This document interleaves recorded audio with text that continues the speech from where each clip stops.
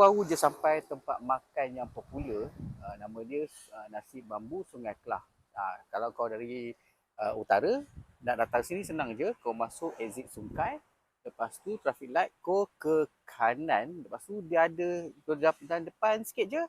Kedai ni berada dekat sebelah kiri. Kau tengok sekarang ni memang tengah makan tengah hari lah. So memang ramai dekat luar ni, parking pun penuh sampai tepi-tepi jalan. Jom kita tengok apa yang ada dekat dalam kedai ni. Okay, ini main entrance dia. Untuk memudahkan pelanggan untuk makan, dia ada beberapa section lah.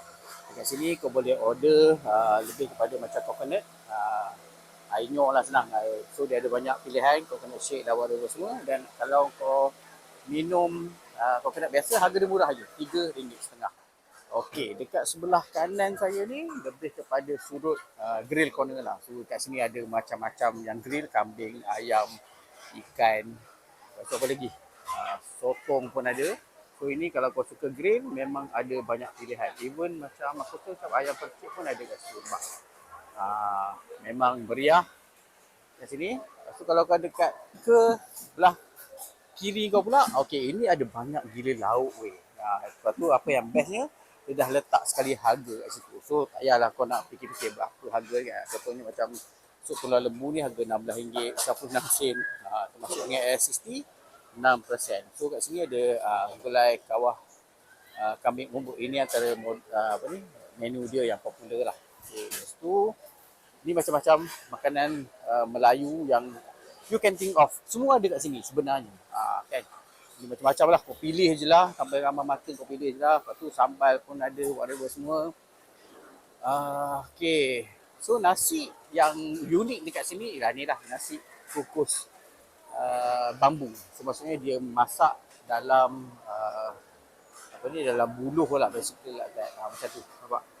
Contohnya macam tu. Lepas tu selain daripada, okay, kalau kita pergi pula dekat belah sini, tengah-tengah ni dia ada macam makanan-makanan ringan. Yang ini macam local produce lah, macam kepik-repik, whatever semua, ada sikit asam. Lepas tu kalau kau nak air, stesen dia dekat belah sini. Kat sini ada macam-macam air. Dan ada juga satu section untuk donat dan pastry ataupun roti lah kat sini. Tak cukup? Tak cukup, kau boleh order lagi dekat sini. Ni pun ada macam-macam kek batik lah, whatever semua, brownies, blueberry crumble, semua ada. Sini pun ada. Banyak gila, memang rendam mata nak beli ni. Lepas tu kat sini adalah air. Ini antara lauk yang kawan-kawan aku dah pilih. Kan ada ayam masak merah lah, ada apa ni, daging salai. So harga dia dalam RM20 hingga RM30 seorang.